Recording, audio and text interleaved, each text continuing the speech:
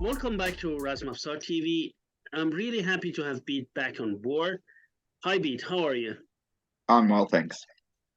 Today we are going to talk about a at least for me, very interesting and very important topic is about archery traditions and practices in Sub-Saharan Africa. Okay, Bede, let's start. A huge topic, so many different cultures and from different aspects. What do we know about archery in Sub-Saharan Africa? It basically is very much diverse in the sense that people in Africa have invented different ways of releasing arrows. There's much more variation in how to release an arrow than there is in Europe and Asia. They are primarily, as far as I know, use self bows, but the self bow can be something this long, made out of a round piece of acacia or something, to a 6 or 7 foot long longbow, which to string you've got to put you put one end on the ground and you lean on the middle with your whole body and pull back with both hands. So really powerful bows. Um, they have arrow designs which vary almost everywhere. In recent times, they're using iron arrowheads because they had iron smelting, several thousand years ago. Africa, we get pictures in old movies and that are very much fantasy. Yes. African people had, well developed agriculture. Some areas were that they were hunter gatherers, but they were people that had been doing it for tens of thousands of years and were doing it with great skill. There are some areas that um, were primarily mountainous, and the cultures were different because mountain cultures are different from plains cultures. There were along the east coast there were a lot of seafarers. Um, they particularly on the east coast there was a lot of interaction with Persian and Arab and Indian traders going back thousands of years. There was a north-south trade, so people were producing salt in the deep in the Sahara, trading it north. Gold was being produced in like the big empires like Mali and that being traded north into the northern part of Africa, the Maghreb and Egypt. Unfortunately, there were also slave trades, so a lot of Africans ended up outside of Africa. I'm not talking about the 17th, 18th, and 19th century slave trade across the Atlantic, but there was a slave trade that was going on backwards and forwards for centuries. Africans were recruited into the armies of both the peoples of Egypt well into the Middle Ages. Fatimids had African troops. They were recruited into armies in southern Arabia, Yemen, and places like that. And they were also recruited into armies in India. So these people got around. They were well respected as archers. It's not a thing that again, popular literature is dominated by what happened in America, and sometimes by somewhat distorted views of what was going on in Africa. Of course, when Europeans were carving up Africa, which they did mainly in the 19th century, they weren't very successful before then. They demonized the African nations they overthrew. So as a result, they were either described as primitive, bloodthirsty, all these kinds of pejorative terms used specifically to justify why somebody sent an army in and took over a country. And it was only coincidental they had lots of diamonds or lots of gold or whatever it was that the colonial power wanted to have. So great kingdoms, the Ashanti, the Zulu, up in Benin. These were massive kingdoms. They were very successful. They were very well organized. But in the 19th century, whatever was left, they were weakened or anything like that, the Europeans would move in and find ways to exploit them and justify it by saying these people are primitive when it's ridiculous. Benin was not primitive. The Ashanti were incredibly well organized, so were the Zulu. Just because your housing style isn't made of bricks doesn't mean you're primitive. It just means you're building according to your environment. And so this is all crazy. Um, but it does mean that a lot of things were taken out of Africa and ended up in Europe and America in collections, which on its is a bad thing in the sense they were stolen, but sometimes it makes it easier for people to research stuff, even people in Africa. So that's the world we live in. In terms of archery, as I was saying, generally self bows. The further north and east you go, the more the bows look like early ancient Egyptian bows, so that the technologies were never forgotten. The further south you go on the east coast, when you get to places like Kenya and that, and more inland over towards the west, towards Nigeria, a lot of the bows look very much like English longbows, in the sense that they're not flattened section; they're more rounded section, and they're very long, like at least the person's height or taller, and they're very powerful. Due to the nature of the animals that were available, a lot of bowstrings were made out of animal hide, because you can get some really super strong animal hide out of a water buffalo, but even things like gazelle and that, their skin is very, very strong for making bowstring. So that was the major thing. You find arrows where in say the Middle East they would wrap them with sinew. In Africa, they tended to wrap them with plant fibers set in plant glues, and that may be because many of the techniques were developed in much wetter, more humid areas, and sinew just couldn't cut it. Wasn't good enough. They made other things out of sinew, so it's not they didn't know, they knew how to make sinew thread and everything like that. It's just that the environment was dramatic and had a dramatic effect. I mean, there are obviously large dry areas, and there are areas where people like the Maasai and that nomadized with cattle and all kinds of things.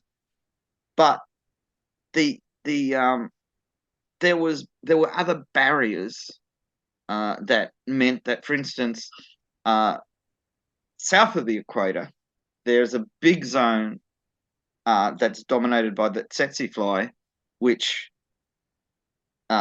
carries sleeping sickness and I think another disease. And from that zone down, there were no horses because they had no resistance to the disease. I mean, people die from it, but there were no horses. Horses arrived in South Africa when people sailed there and brought horses on ships.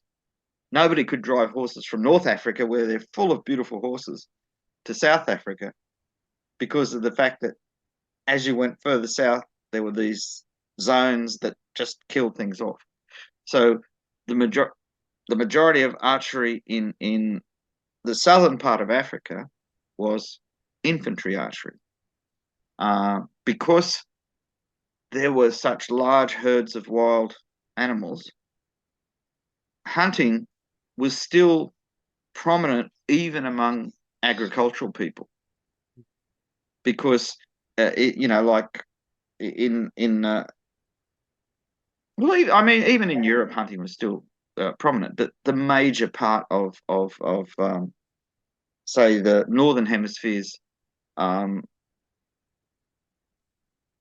protein and everything came from grain, whereas in the southern part of Africa, grain was and other types of vegetables, that root vegetables and things like that were particularly developed in Africa, and bananas and all kinds of good stuff.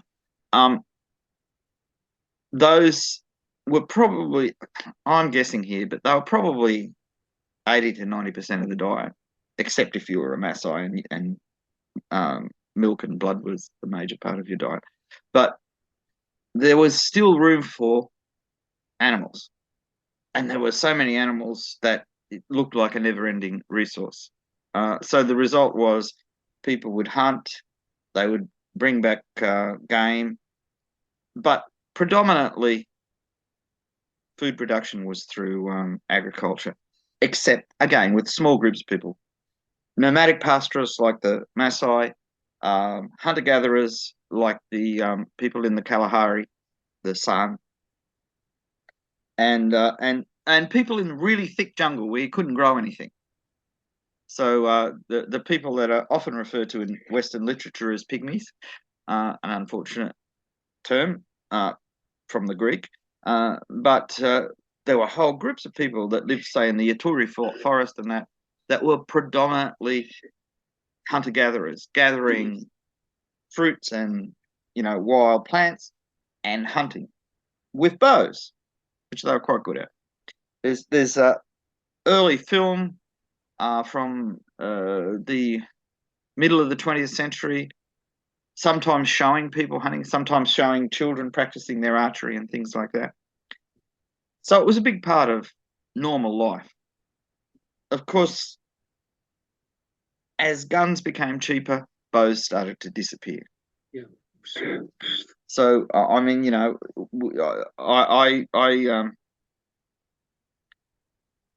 I met some African archers in Korea at the World Traditional Archery Festival. So they were from Tanzania.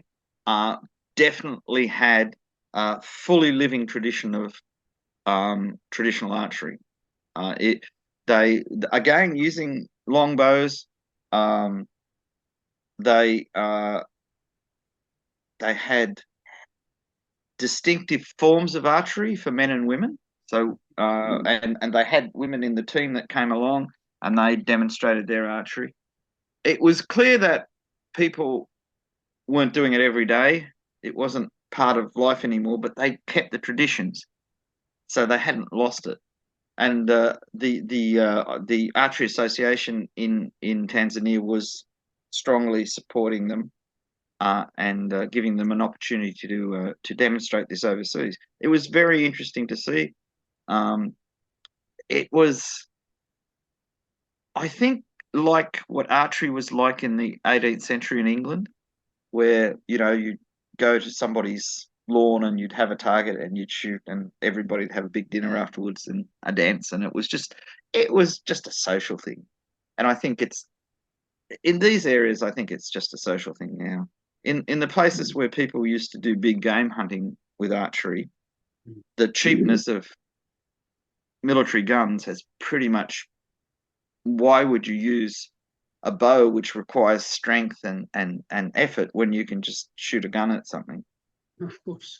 But having said that, there were riots, I think it was in Kenya, maybe 10 years ago, I'm not really sure. And on the news, there were people with big, powerful bows shooting at each other. Yeah. And so they definitely hadn't lost the ability to shoot strong bows. I mean, and they had that full into the bow stance, like real practiced archers. I mean, you see people pick up a bow and do this. These were, they knew what they were doing. So I think in certain areas, archery traditions may still be quite strong. In other areas, they're just part of culture. And in other areas, they may be fading out of memory as old people die, which is sad because they clearly had some really interesting and valuable traditions. Incidentally, this is coffee. I know it looks like a beer glass, but it's actually just a cappuccino. Okay. Mm-hmm. So I think one of the things that struck me a few years ago in Scientific American, there was a report of excavation in South Africa where they'd found some very small flint points, Yeah. and they were too small to be spear points, and they were just the right size for an arrow of, between 7 and 9 millimeters in diameter. And if you made even a javelin that small, you couldn't throw it hard enough to do any damage. But as an arrow, it's quite effective. These were dated at the earliest about 75,000 years ago, and may be the earliest examples of arrowheads in existence. Recently, I've seen some redating, and they've taken a 5,000 or so years off it. But it appears that archery developed in Africa at least 65,000 years ago. And what kind of bows and how they developed it. I mean, these were modern humans, Homo sapiens, because, Homo sapiens probably were already 140,000 years old by that stage, if not more. And these are the people that are, well, some of them stayed behind. Some of them migrated out of Africa and probably took archery with them. So it's important to understand that this is not just the heartland of human evolution, but probably the heartland of the development of archery as a technology. And it's very important not to lose sight that, Africa is our archery homeland in a way. All the rest of us humans are living off inventions made in this particular sense in Africa. So we should be grateful to our African predecessors and contemporaries. So that's really early. You don't see rock paintings of archers until maybe 40 or 50,000 years later. Then you don't see a lot of rock paintings of anybody until about then. And in the south of the Sahara, rock paintings have survived because we know the Sahara is this giant desert, but 20,000, 10,000 years ago, it was covered in grass and trees. And so it was much more an easier process for people to move from the south to the north, because there were animals to hunt and there was water and there was all the things that you needed. And one of the things they did was did paintings on walls, and there are paintings of archers, which I think is that was used originally to be the oldest archery equipment was from these paintings, because we saw bows. But now we know it was much earlier. I don't think anyone that found it and said, here's the earliest picture of a person using a bow meant this is the earliest use of a bow. It's just the earliest picture, and they understood that. So yeah, it's really quite interesting. The fact that to really study African archery, you have to study African cultures, how they develop, how they move. You've got massive movements of languages, because there are so many language families in Africa, and there are, like, people have been studying them for decades. And you can see how languages are spreading and changing and all this kind of thing. You've got cultural changes, like in West Africa, there are a series of medieval kingdoms with Islamic rulers, Mali and places like this, where in the Middle Ages, one of the African kings went on pilgrimage to Mecca, and it was the biggest influx of gold into the Middle Eastern economy of all time. It basically completely screwed the values of precious metals, because he was so wealthy and he had such a big entourage to go to Mecca. And he as part of his, concept of Islam, generosity, giving alms to the poor, this was a real thing, and he had the money to do it, and he did. I think that was Mansa Musa. This was a large empire with millions of people in it. It had a large military. It had archers. everything that we would think of as a normal state if it was not in Africa. But because, I mean, Arabic readers read histories that had this in it because these people imported religious teachers to keep up to date with the latest interpretations of religion. And these people wrote in Arabic. Timbuktu has a massive library Yes, of so we it's you know, there's probably all kinds of ethnographic stuff that will come out in the future. It's just that we haven't read the books yet because there's so many and they were so far away. But you had groups who were, as I say, the deep forest dwellers tended to go for small bows. After the 1500s, you start to see crossbows because Portuguese established trading areas. The Portuguese did slave trade, but it wasn't big scale. What they were though they did end up taking a lot of slaves to Brazil, but in the beginning, it was mainly for gold and ivory and things like that. So there was a more even trade. And one of the things most people think, though it may not be true, that I think it was in Ghana, I'm not sure, that the people there saw Portuguese crossbows because in the 1500s, Portuguese didn't just have guns; they had crossbows on their ships. They saw the crossbows, thought this is a good idea, and reverse engineered them and made their own crossbows. And then that was more than 500 years ago. So that spread all through that area. So in forest hunting, crossbows were quite popular because crossbows are really good if you want to have a long period aiming at something in a tree or something like that. So there was not only were there native traditions that had been going on for thousands of years, but there was innovation all the time because people were observing what the foreigners were doing and thinking, well, we can take advantage of this. The other thing that's important is that iron was used in Southern Africa for a long time. Yeah.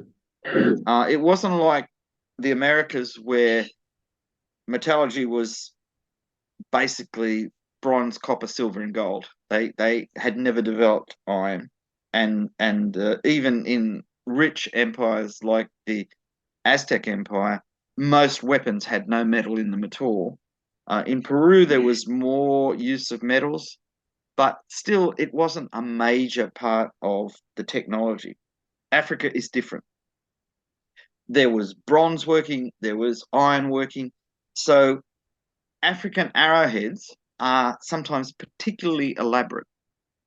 The only place I've seen with arrowheads of the similar degree of complexity is certain of the tribal areas in India also produce these incredibly ornate arrowheads. They're not ornate in the sense of like covered in carved flowers or something. They have things like when they were forging the base of the arrow, they twisted it to get this like rope pattern, or they made multiple tiny little barbs behind the main arrowhead that were thin slivers of iron, very carefully hammered out, and it's and this was normal stuff. It wasn't only rich people had these. This was normal arrowheads in certain areas. They for fletching, they went for arrows that had no fletching at all, right up to arrows that had 6 separate feathers on each arrow. 6. They even had 5 fletched arrows as well, which is an odd number literally, but it's an unusual number. So they were experimenting all the time, and each group developed their own solution to the problem. So that there were 100 different ways of doing things. It's like in arrow release. Now we know, 2 fingers, 3 fingers, 3 fingers under, thumb ring, male ring, the Koreans call it, where you have the little peg that you hold on to, and a few other variations like that. In Africa, they had all those with the big long bows. The photographs I've seen of people shooting them, usually 2 fingers, which is completely comparable to medieval English archers who often shot two-fingered. Not all the time. Quite a lot shot three-fingered. It was just a personal choice. Then you had various types of thumb release that are nothing like anything I've ever seen. Rings that had little tabs and little heart-shaped swellings on the end that I think you wrapped around the string and pulled back and then released. So it was like a kind of flipper or something like that. The one that's most interesting, I think, is a physical release aid that looked like a knife. This is just a paper knife, right?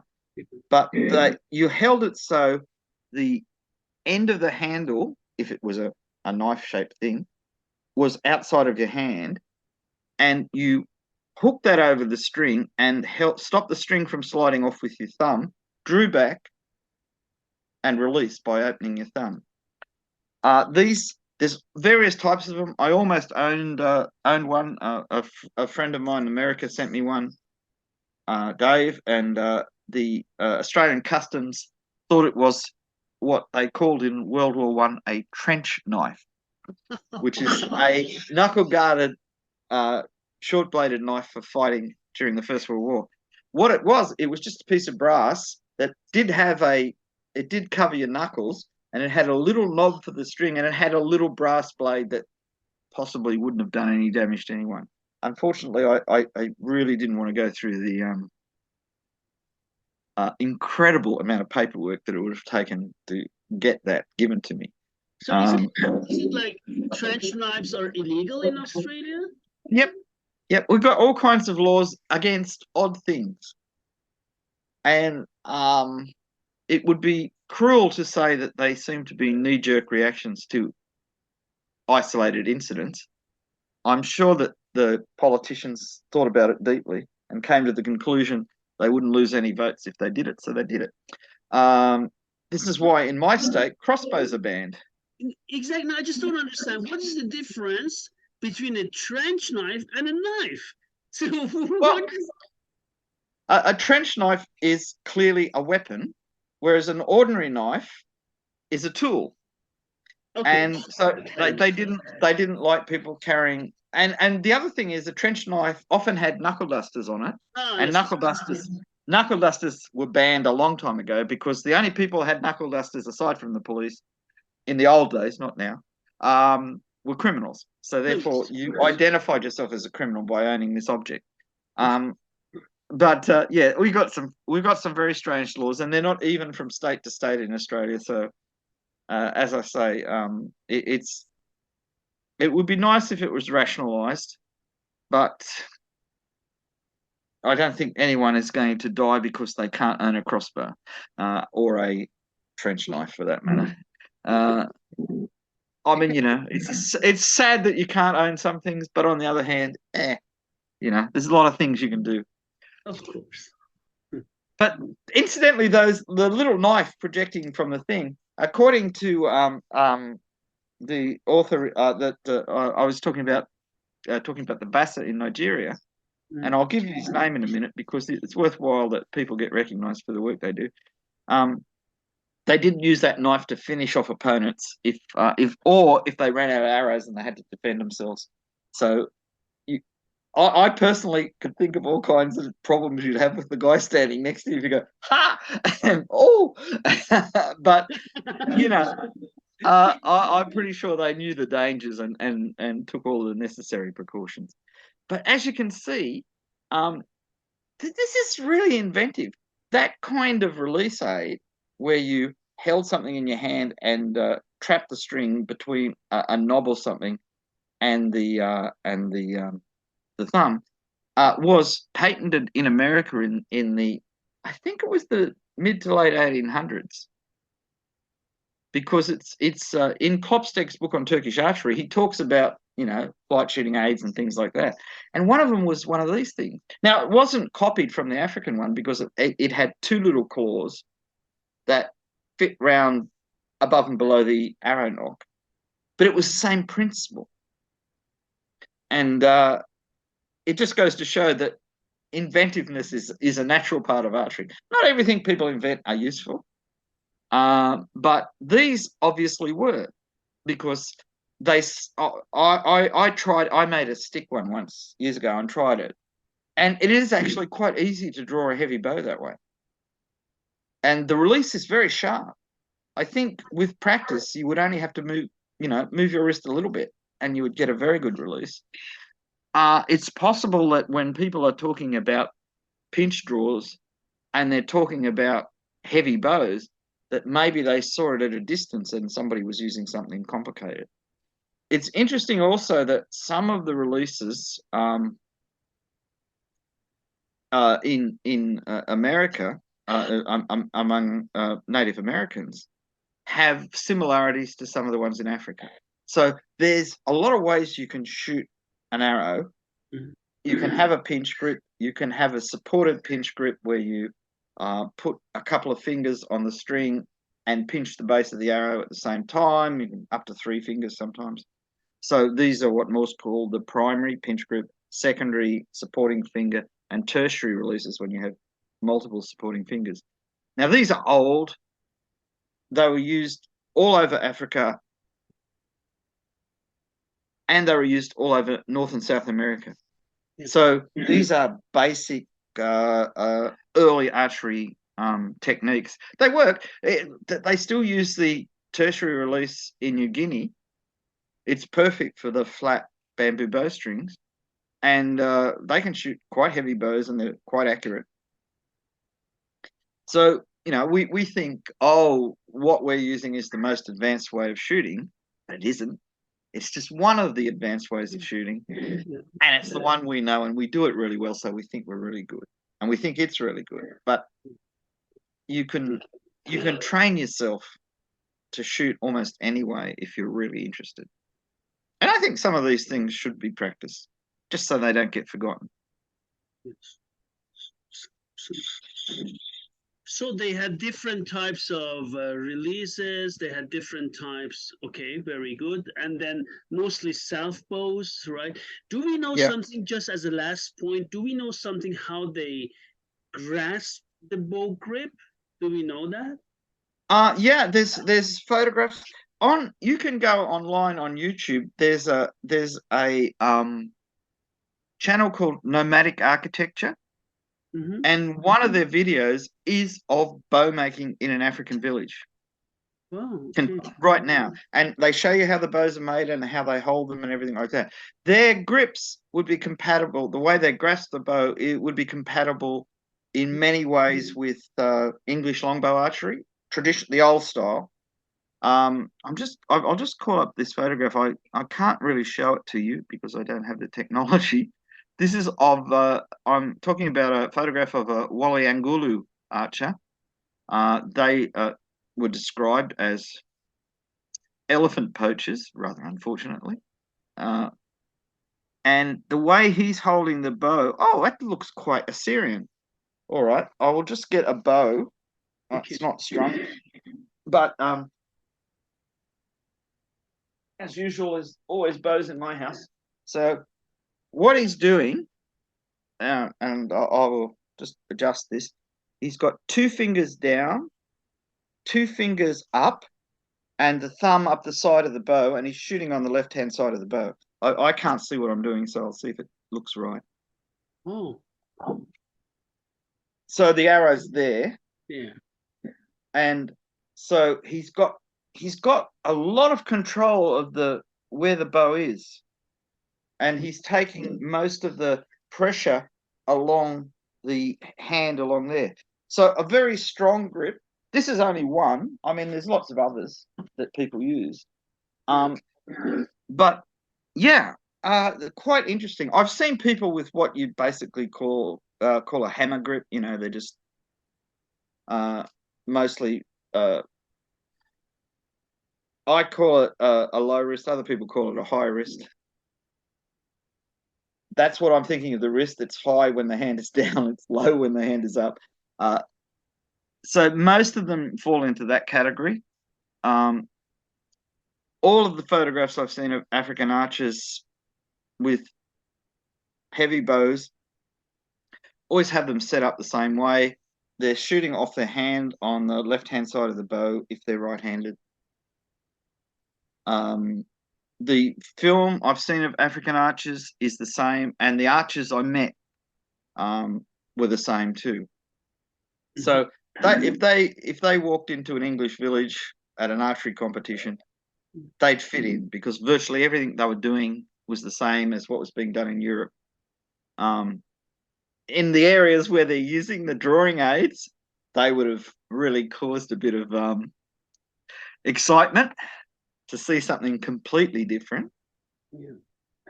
So I mean, East Coast, West Coast, maybe central areas, maybe there is a transition between different ways of drawing the bow and holding the bow, but we don't have enough information at the moment.